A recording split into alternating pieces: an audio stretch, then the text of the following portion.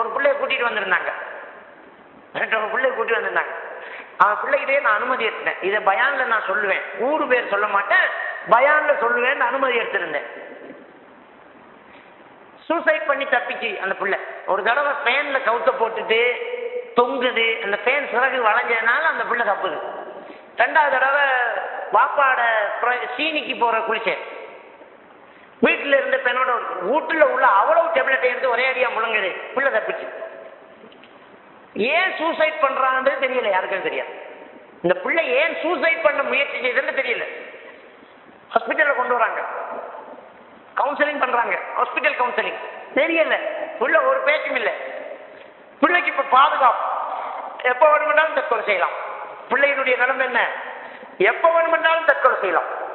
கூறிய ஆயுதங்களை வீட்டில இருந்து அகற்றுறாங்க. பக்கத்திலேயே 2 பெண்களை பாதுகாப்பா வைக்கிறாங்க. டாய்லெட் போறதா இருந்தா கதவை லொக் பண்ணக்கூடாது, நாங்க நிப்போம், நீ போயிட்டு வா.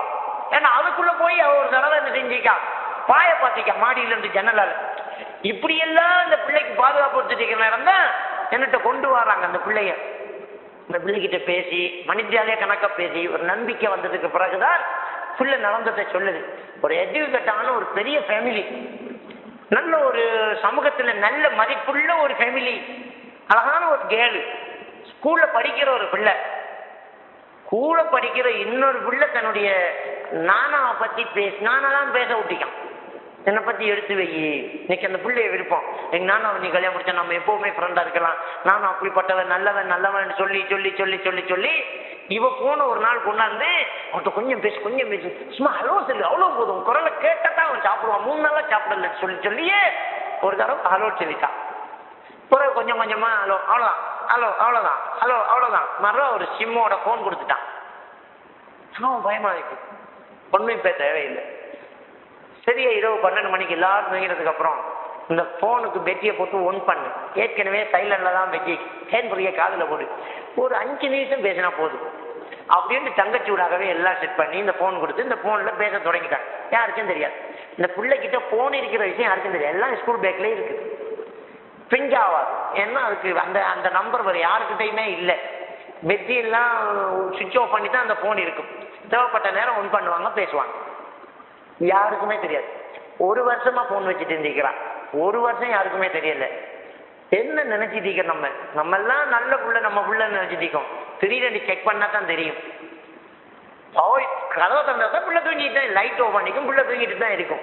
தலானிக்கு அடியில போன ஹேண்ட் பிரேக் ஆகுது, நமக்கு அது தெரியுமா? அது முடி எடுத்து விட்டா பெண்களுக்கு இன்னும் வசதி. அந்த முடியை எடுத்து விட்டுட்டாங்கன்னா ஹேண்ட் பிரேக்கவே தெரியாது, ஆம்பளை பிள்ளைன்னா தெரிஞ்சுட்டு போகும். உள்ள பார்த்தா தூங்கிட்டே இருக்குது, அது பேசுறது தலானிக்கும் கேட்காது. அந்த அளவுக்கு தான் கண்டுபிடிச்சு வச்சுக்காங்க. மெதுவா பேசினா அவனுக்கு அழகா கேட்கிற அளவுக்கு. இப்படியே போன்ல பேசி பேசி தொடர்பாகி அந்த போன்ல இன்டர்நெட் கனெக்ஷனை கொடுத்து அது பழக்கி அதுல வீடியோ போன் பேசி வீடியோ போன்ல 2 பேருமே பேசி இவளை மொத்தமா நிர்வாணமா அவனுக்கு வீடியோவுல காட்சி அவன் அதை ரெக்கார்டு எடுத்துட்டான். அதுக்கு பிறகு அவன் ஒரு பெரிய ஒரு குற்ற செயல்ல பிடிக்கப்பட்டு அது பரபரப்பா போச்சு அந்த சம்பந்தப்பட்டவன். அதுக்கு பிறகுதான் இவனுக்கு தெரியுது ஒரு பெரிய அயோக்கியன், இவனை கல்யாணம் கட்ட முடியாது என்று. இவன் என்ன செய்யறான், அவனோட இது பேச முடியாது, எல்லாம் கட் ஆக்குறான். கட் ஆக்கினா இப்ப அவன் பிளாக்மெயில் பண்றான். என்ன நினைச்சிட்டு நம்மளோட இப்ப பேச அமைக்கிற நீ, உன்னோட மொத்த உருவம் என்னட்ட வீடியோ இருக்குது, நெட்ல போடுவேன்னுட்டான். மொத்தமா என்கிட்ட வீடியோ இருக்கு, அவ்வளோத்தையும் நம்பிட்டா இவன். அந்த அளவுக்கு இப்போ எக்ஸ்பிரஷன் இருக்கு, நமக்கு தெரியல. அவன் எல்லாம் ரெக்கார்டு வச்சுக்க, நெட்ல போடுவேன். இப்ப இவளுக்கு ஒரு முடிவு கொண்டு இவனோட வாழ்றதா நரக வாழ்க்கை, மோசமானவன், பாரி ஒரு குற்றச்செயல குடிபட்டவன், அவனோட வாழ முடியாது. இவனோட வாழணும்னு சொன்னா கூட வீட்டுல ஏற்றுக்கொள்ள மாட்டாங்க, அவனை தெரிஞ்சுட்டு அந்த வீட்டுல வேற கல்யாணம் முடிச்சோம்னா நம்ம மானம் கப்ப சேரும். ஒரே வழி நம்ம சாவுறதுதான்ங்கிறது தான் அந்த பிள்ளை சூசைட் பண்றதுக்கான காரணம். பாத்தீங்களா எவ்வளவுக்கு ஆபத்தான ஒரு நிலையில போயிட்டு இருக்க மாட்டே. பிள்ளைக்கு போன் நாம கொடுக்கவே இல்லை, பிள்ளைக்கு இன்னொருத்தன் போன் கொடுக்கலாம். அதனால நாங்க கண்காணிக்கணும் நம்ம பிள்ளைகிட்ட எப்படி இருக்குன்னு.